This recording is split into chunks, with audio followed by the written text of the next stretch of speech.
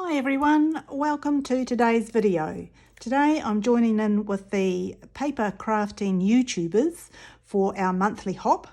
The subject this month is Happy Birthday to You.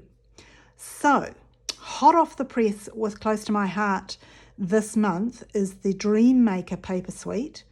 There's a coordinating pack of paper which isn't just cardstock. It has one side of this beautiful swirly, marbly looking pattern and the other side is plain. So I'm really hoping that that's going to work.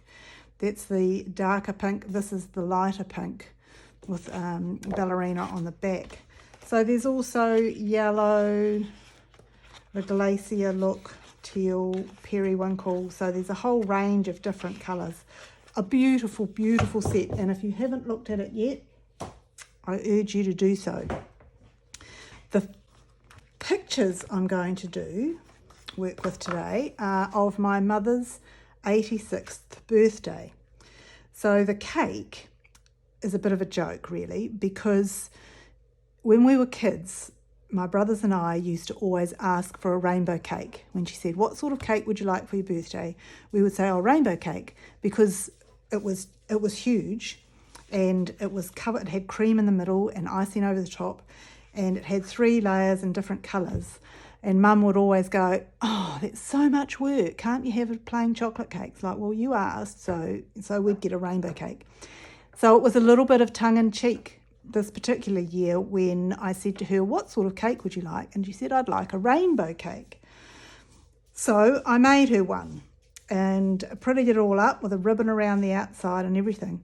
Now, as it turns out, it was the last cake I got to make her, so that was pretty special, and it's nice to be able to get these in the book. So I did take some photos of the cake on the way through the baking and the eating, and we had a lovely high tea, afternoon tea with some family members. I tried to get these photos printed in 4x4, but I live in the country and the local place that I get them printed at have stopped doing 4x4s, so I had to get them 5x5s, which is way bigger than what I wanted for what was going on in my head. But I think I've come up with another bit of a plan. So let's get started. So the main feature photo is going to be obviously my mother cutting the cake. I got this printed as a 5x7 and also as a 6x4 because I wasn't quite sure which was going to work the best. I'd really like to use the bigger one. And what I'd like to do is use the square photos around the outside. Now obviously 5x5s aren't going to work for that. So, and there's a lot of wasted space. So I'm going to chop them up and I'm going to make them just under 3 inches square each, so that there'll be a little gap if I put 4 on the top. So we'll see how that goes. Now it ended up being 2.75 square each, and so what I'm going to do is just put them around the outside. And I've kind of got a bit of an idea of where they'll go once I was cutting them, because some of them don't have any information here, so I'm thinking the photo in there. And this one here down the bottom, much the same. And that's going to leave some gaps, but that's okay, because I also have a set of stamps that I bought last year, which were part of Close to My Heart Rewards Your Way program, and they're all baking related, so some of them won't be relevant, but if I can pick 1, 2, 3, 4, then that would be good. Possibly an oven mitt, possibly a piping bag, not cookies, possibly a mixing bowl, possibly the cake. Life is too short, look the bowl. Make a wish, possibly. So there's lots of options. You don't need the eggs. The secret ingredient is always love, and you bake the world a better place. So not that one. So the secret ingredient is always love, I think would be lovely. And I choose 3 other ones to put into the page but change my mind later. So I'm mixing in some mulberry cardstock here, and I'm just going to use that as a background and take 1/2 inch off each side, which will give us a nice 1/4 inch frame of white behind. So using my mat, if I line the mulberry piece up so that there's a 1/4 inch all the way around the outside, I can then stick the little square photos down relatively evenly. So I'll speed this bit up a little bit because sticking photos isn't that exciting to watch. And I bring the big photo of Mum in, and it just needs a little bit of a lift. So I mount it in white to try and match in with the background, and then I decide I don't like that much white. So I take the white background away and bring in the marbly piece of the light pink from the Dream Maker pack, and then decide I need to double mount Mum, and so I stick her onto the marbly paper and then trim the middle out.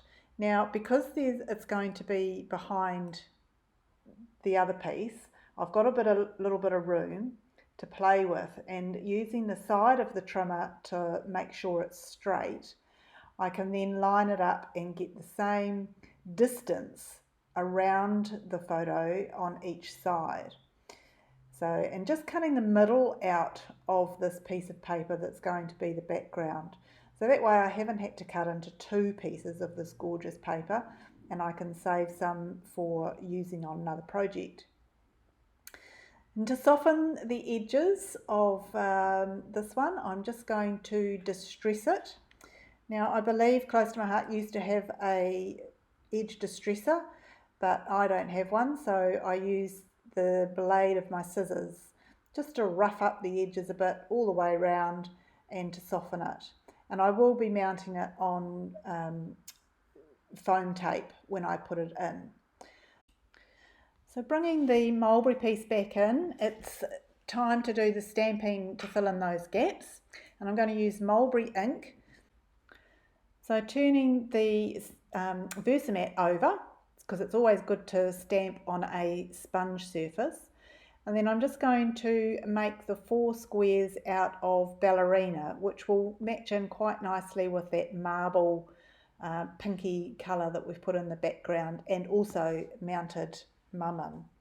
So the squares that I had in there just need a little bit of shuffling to fit clearly. Now, bringing the stamps in, I'm going to line them up with the picture because I don't want to cover all of the stamps, so there's no point in putting it in the middle of the square if we're not going to see the middle.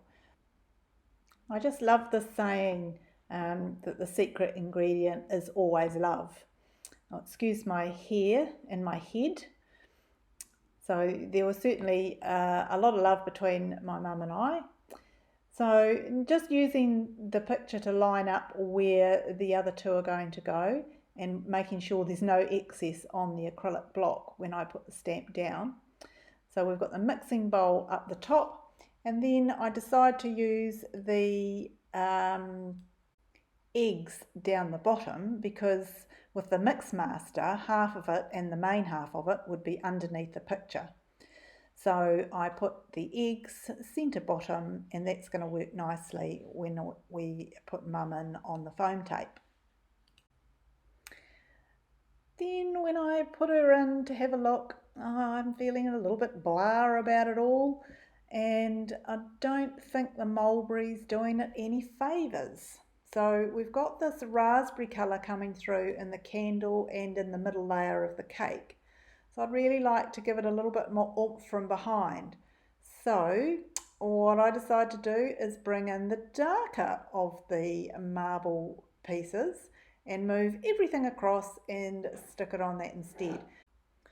And I'm a lot happier with that because I think it gives it a little bit more zing from behind. So that's all good.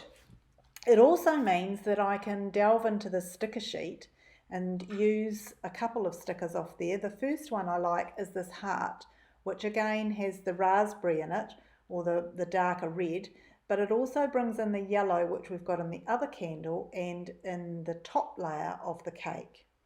So I'm not quite sure where it's going to go yet, but I think one side of it is going to be on the photo of Mum, so the other side of it needs to have the foam tape on it to lift it up, making it the same height all the way across. The second sticker I bring in is this little pink one down here that says "Look at this." So I will have some journaling on the opposite page explaining the history of the rainbow cake. So when I've put that down, it just leaves a little gap in the middle there. So I end up bringing the heart down to the bottom, which seems to work quite nicely on the corner of the picture there and links that corner nicely together. This stamp set with the pennants is really useful, and I'm going to use the numbers and the pennants on this page.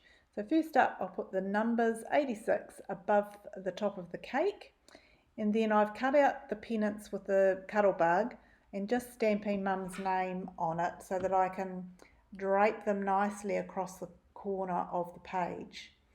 So to do that, I need to turn the page upside down and just get a bit of an idea of how they're going to curve around that corner so that I can fit all the letters in.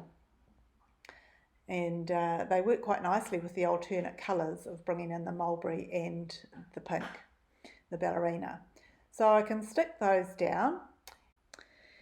And then I get a little visit from my pussycat. So there's his tail. So he does get a little bit antsy, so I have to move and do this one-handed, stamp this happy birthday sign so that he didn't bite me. And again, I've stamped this in mulberry on the ballerina cardstock, and I'm just going to fussy cut around the outside so that it doesn't take up too much room. It's pretty obvious it's a birthday cake, but happy birthday is always good to put on there. And I'm just going to pop that in there, and again using the foam tape on one side so that it's the same height when it's mounted on top of the picture. Lastly, I'll add some embellishments, and I've got these mulberry coloured stars, circles left in this pack, so I'll just scatter them around. Remember to watch all the other creatives in this video hop and see what they've come up with for happy birthday. Thanks very much for watching today. I hope you enjoyed that, and if you have, please subscribe to the channel, give me a thumbs up and even a comment if you're able to. That would be awesome. Here's a few close-ups of my finished page. I'm really happy with the way it turned out, and I'm looking forward to seeing what everybody else came up with. Thanks so much for watching. Cheers for now. Bye.